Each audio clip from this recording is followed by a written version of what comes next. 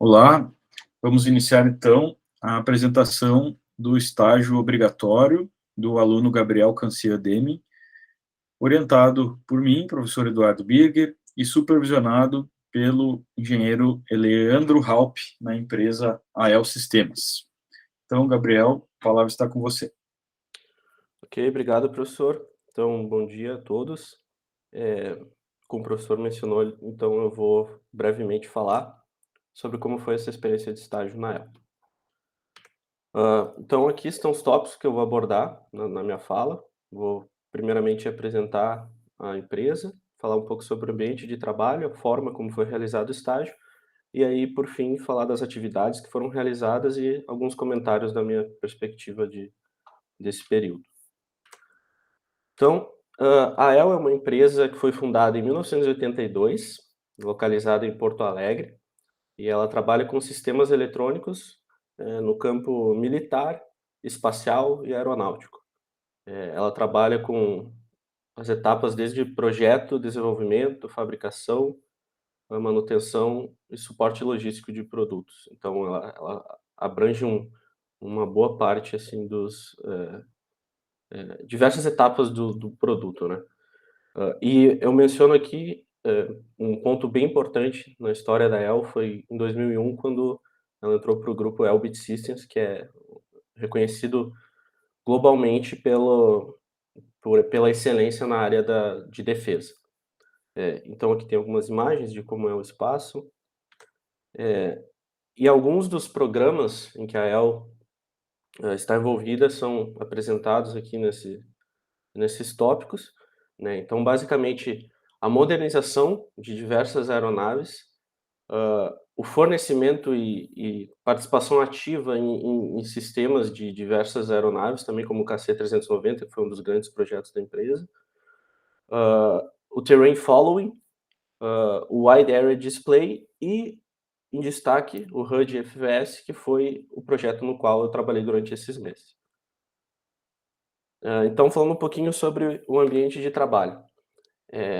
O estágio foi realizado, de maneira presencial, né, então eu tive a oportunidade de estar durante esses meses na empresa.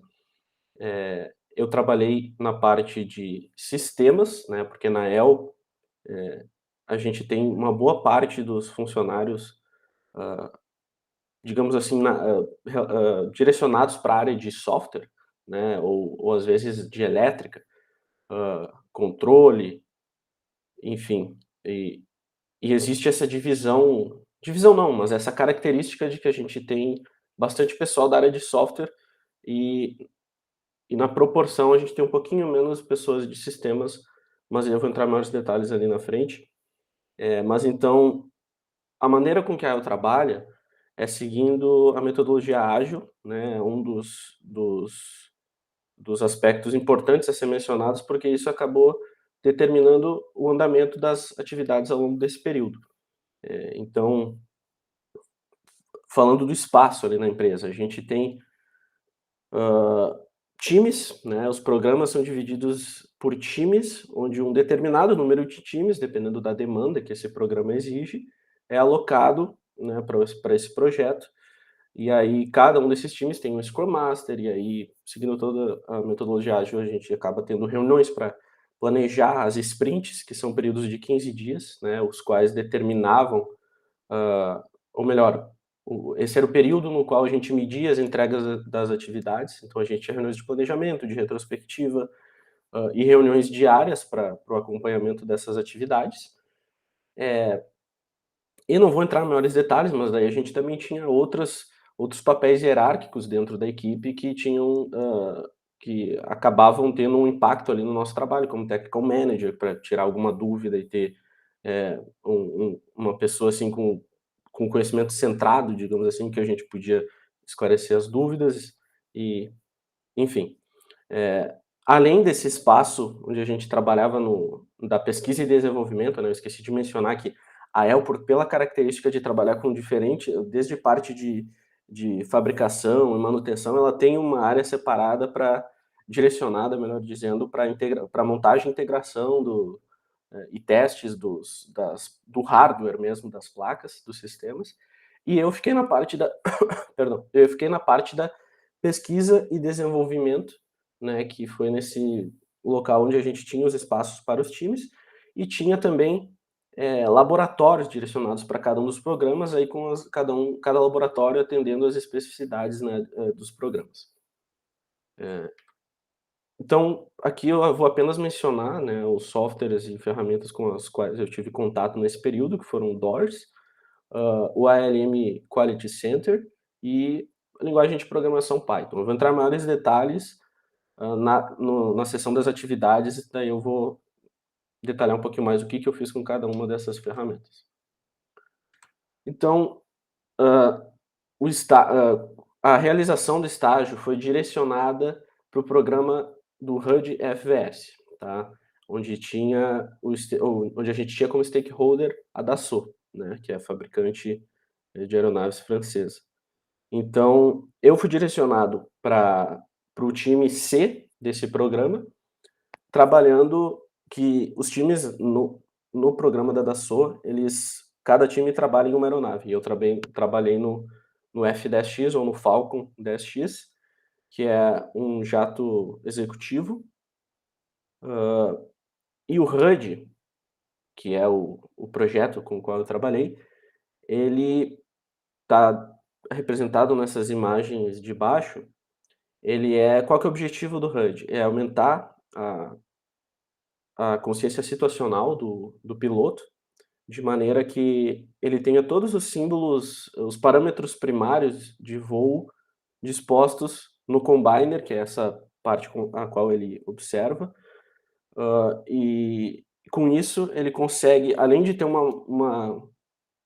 de não ter que ficar desviando a visão na operação da aeronave, ele também pode utilizar o painel da aeronave para outras aplicações, como, por exemplo, navegação, enfim, ele ganha outras possibilidades para o painel, porque ele consegue no HUD ter todas as informações que ele precisa. O HUD, a gente associa, pelo menos eu pessoalmente, associava muito o HUD a aeronaves militares, né? Quando a gente olha para essa simbologia e tal, eu pelo menos de cara, lembrava de aeronaves militares, mas é um equipamento que está se tornando presente em todas as aeronaves, justamente por esses benefícios que ele traz. E a parte do FVS, né, que é Enhanced Flight Vision System, ela se dá pela capacidade que o projeto tem de mostrar no combiner o terreno que está à frente do piloto. Isso acontece através de duas imagens, uma imagem por câmeras que a aeronave carrega, e uma imagem sintética, que é o que está representado ali na imagem, que é representada através de bancos de dados que o sistema já tem. Então ele consegue emular o terreno que o piloto vai estar enfrentando. Qual que é a grande vantagem do produto? É que numa aeronave que não possui o FVS, existe uma dada altitude, por exemplo, numa aproximação, com a qual se a aproximação não, por exemplo, for uma aproximação sem visual, o piloto ele tem uma norma de segurança que até 400 pés, se não estou enganado, ele não pode prosseguir com a aproximação. O HUD, o HUD FVS, ele abaixa essa altitude até 100 pés. Então isso otimiza a operação, né, da aeronave, porque ele vai ter a consciência situacional na hora dessa operação, mesmo que o visual não cumpra, que ele não tenha o visual à disposição, ele vai ter por causa dessas capacidades do HUD. Então, agora sim, abordando as atividades a qual foram realizadas, eu basicamente trabalhei com requisitos, tá? Então, nessa parte que a gente utilizava o DOORS, todo o controle dos requisitos foi feito através do DOORS, e eu trabalhei com a captura, validação e verificação de requisitos. Eu já vou dizer agora, já é importante explicar agora que o projeto ele tem diversos documentos com um conjunto de requisitos para cada área específica. Então, por exemplo, eu tenho um módulo lá de requisitos direcionado especificamente para o monitoramento do equipamento. Eu tenho um módulo de requisitos direcionado especialmente para mensagens de manutenção. Então, eu trabalhei majoritariamente nesse período que eu fiquei na empresa,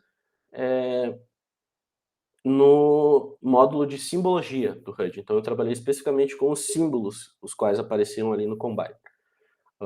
Então, eu trabalhei com a captura de requisitos, né, o que consiste de receber um documento do cliente, compreender as necessidades do produto ali apontadas e traduzir essas necessidades para a forma de requisitos de sistema, os quais aí sim eram adicionados ao DORS, e aqui tem um exemplo que só para demonstrar que a gente tinha o campo do requisito, a gente tem o campo do requisito, e tem diversos outros campos, né, para prioridade do requisito, o identificador do requisito, a aeronave a qual esse requisito se aplica, e diversos outros campos, métodos de validação, links para outros documentos. Então, a captura de requisitos consiste nisso.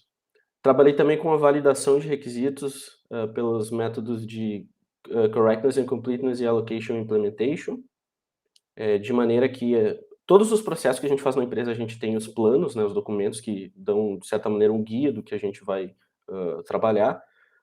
E aí, na parte de validação, a gente também, realizada no DORS, a gente tem uma checklist a qual a gente segue, de maneira a garantir que aquele requisito cumpre o papel dele e tá, por exemplo, aí tem os itens da checklist que eu não vou detalhar, mas, por exemplo, questões de rastreabilidade daquele requisito, questões de ausência de ambiguidade, né, ele tem que ser um requisito direto e claro, então a ideia é que qualquer um possa entender aquilo que, claro, um certo nível técnico, né, a compreensão ela tem que ser clara desse requisito. Trabalhei com a verificação de requisitos também mais recentemente, tive a oportunidade, pois uma das aeronaves do programa estava passando por uma auditoria e eu pude auxiliar na verificação de requisitos para essa aeronave, trabalhando com a matriz de verificação, foi o documento mais completo, digamos assim, que eu já trabalhei ali na empresa, porque ele aborda todos os aspectos do requisito, uma tabela enorme com diversas colunas que cobrem desde teste, validação, o requisito em si, documentação, rastreabilidade, tudo que é o documento, um dos documentos finais que a gente entrega para o cliente. Então tive a oportunidade de trabalhar com isso também. E aí, a parte todo esse escopo de atividades envolvendo a captura e validação de requisitos, ele está no início do processo, né. E aí, a partir desse momento, o time de software, ele assumia as atividades e aí trabalhava em outras atividades com relação à textura e lógica dos símbolos, e a gente voltava a atuar, o time de sistemas voltava a atuar na parte de testes. Então, a gente começava no topo do processo, o software assumia por um período e a gente voltava aqui no final para a parte de testes, onde a gente basicamente tem 3 etapas. O test case é a primeira delas e a que exige mais análise, digamos assim, porque é no test case que a gente olha para o requisito e garante que o comportamento dele está sendo atendido no teste. Então a gente tem que olhar para o requisito e elaborar um cenário de teste na qual a gente possa estressar esse símbolo de maneira a provar que a exigência do requisito está sendo cumprida. Então, o test case é esse primeiro momento onde a gente define os cenários de teste. O test procedure é onde entra o Python, porque a gente tem nos laboratórios as STUs com os computadores para simular os computadores da aeronave. A gente tem um HUD real no laboratório, onde a gente faz os testes. E a injeção das entradas nessa simulação é feita por scripts em Python. Então, o contato com Python foi nessa parte de testes. E, obviamente, rodar os testes, né? São testes semi-automatizados, porque embora essas injeções sejam realizadas por Python, né, antigamente elas eram feitas manualmente, a gente ainda depende de uma pessoa rodar o teste porque esse script ele faz as injeções e ele gera pop-ups na tela que vão pedir se o comportamento do símbolo tá de acordo. E aí quem está rodando o teste vai lá respondendo, enfim. E aí o QC, o Quality Center, é onde tem tudo centralizado, desde da captura de requisitos, né? A gente tem o gerenciamento de vida de um problema, né? Então, a gente tem as PRs, ou Problem Reports, lá onde a gente cria o problema e mapeia desde captura de requisito, né, que o problema seria implementar um novo símbolo, por exemplo, testes, resultados de teste, tudo fica centralizado lá no QC. Então, aí que entrou essa ferramenta. Ainda nas atividades, a relação com o cliente foi um dos aspectos que mais me agradou nessa experiência, porque antes ainda da captura de requisitos, ocorre uma entrega chamada de Feature Review, que é o primeiro contato do time com a feature que vai ser atacada, com o símbolo, nesse caso, que seria atacado. De maneira que, primeiro é preciso compreender as necessidades, como eu havia mencionado, e isso envolve muitas reuniões com o cliente, muita troca de e-mails, né? Então, um contato constante. E internamente, com essa compreensão, o papel do desenvolvedor de sistemas era apresentar para o resto do time o objetivo daquele símbolo, as dificuldades que poderiam ser encontradas, enfim, uma discussão, uma primeira discussão que tem que ser, digamos assim, conduzida por essa primeira análise do desenvolvedor de sistemas, certo? E além disso, eu tive a oportunidade, só pontuando, de fazer parte de alguns momentos específicos dos projetos, porque isso é muito importante se dizer, né? Os programas e projetos, eles estão em momentos diferentes. Então, eu tive a oportunidade, pela situação em que eu entrei no programa, a situação que o programa estava quando eu entrei, melhor dizendo, foi participar de algumas dessas entregas, como testes formais. Para fazer uma entrega para o cliente, a gente pega e roda todos os testes de todos os símbolos que foram trabalhados durante um período de 3 meses, por exemplo, ou 2 meses. Participar de auditorias também, onde auditores da EASA e também do stakeholder, representantes, né, do stakeholder, puderam vir aqui, e a gente teve a oportunidade de conhecer eles, conversar com eles e participar das auditorias. E também demonstrações internas e para outros programas do trabalho que a gente realizou durante um dado período de tempo, e também para o cliente através de workshops e videoconferências. Então, foram algumas das atividades às quais eu tive a oportunidade de trabalhar. E para concluir, alguns comentários finais, mais de uma perspectiva minha, pessoal, com relação à experiência que foi. Eu não poderia esperar um período mais produtivo do que foi, porque eu fiquei muito feliz com as skills as quais eu pude utilizar nesse período. Antes dessa oportunidade de estágio, eu já tinha um interesse por engenharia de sistemas, justamente por suspeitar desse casamento de características. Então, de certa maneira, esse período, para mim, pessoalmente, eu encarei como um teste, assim, se realmente era o que eu pensava. E, de fato, eu posso dizer hoje que eu estou muito feliz, porque eu realmente encontrei algo qual eu gosto muito de trabalhar, embora seja um breve período de tempo. Estou aprendendo todos os dias, mas eu tenho a convicção de que é algo que me agrada muito todos os dias, assim. Me agrada muito por causa da capacitação técnica que exige, né? A parte de sistemas é lidar com problemas todos os dias, é para isso que a gente está ali. Essa visão global do produto é algo que me agrada muito, porque tu acaba se tornando uma referência para o time. Claro que eu não estou falando que é uma referência.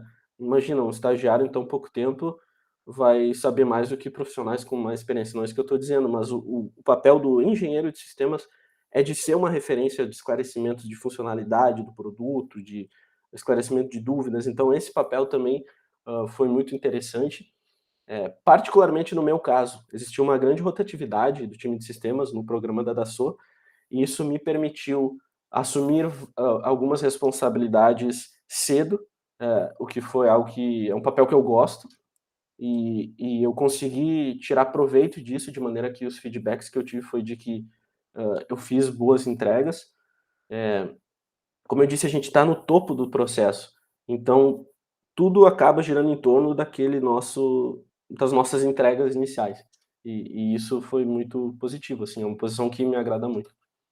Eu menciono o idioma aqui porque é algo que todos já sabem, que a gente escuta durante o curso inteiro, né, mas na prática é diferente, porque é a prova de que a gente fica escutando sempre, mas quando a gente chega ali, a gente vê que de fato tem um motivo para estar sempre escutando aquilo. É absolutamente tudo em inglês. Claro que internamente, né, o pessoal fala português, óbvio, mas tudo que é relação de documento, de trabalho, de relação com o cliente, aí não tem conversa, é tudo em inglês. Então, é fundamental o domínio do idioma. E aí, para encerrar, eu menciono a relação AEL-UFSM, né, porque, como eu disse, muitas pessoas na AEL têm um viés da computação, um viés do software, e especialmente para a área de sistemas, eu sinto que uma pessoa da área de um curso de engenharia aeroespacial ou aeronáutica tem muito a agregar ao produto com o qual a AEL trabalha. Então essa relação AEL-UFSM, eu tenho certeza que muitos frutos ainda podem sair dela, porque um profissional que chega na empresa trabalhando com um produto o qual ele estudou durante tanto tempo, permite, justamente nesse papel de overview do produto com o qual está sendo trabalhado, tirar muita coisa positiva disso. Porque às vezes uma dúvida tá na ponta da língua a resposta, sabe? Dependendo de diferentes áreas. Dependendo do símbolo que vai ser trabalhado, esse símbolo vai estar mais envolvido com as manobras da aeronave, vai estar mais envolvido com alguma condição operacional de alguma fase de voo. São noções que às vezes não, que o profissional que estudou a aeroespacial, engenharia aeronáutica, vai ter às vezes um domínio melhor e uma maior naturalidade do que um profissional de outra área, de software, ou enfim, porque o produto com o qual ela trabalha tem totalmente a ver justamente, né, com o curso. Então, realmente há muito de se tirar dessa relação para os dois lados, né? E é isso, eu acho que eu excedi consideravelmente o tempo, não sei, mas é isso. Tudo bem. Esse foi o relato. Obrigado.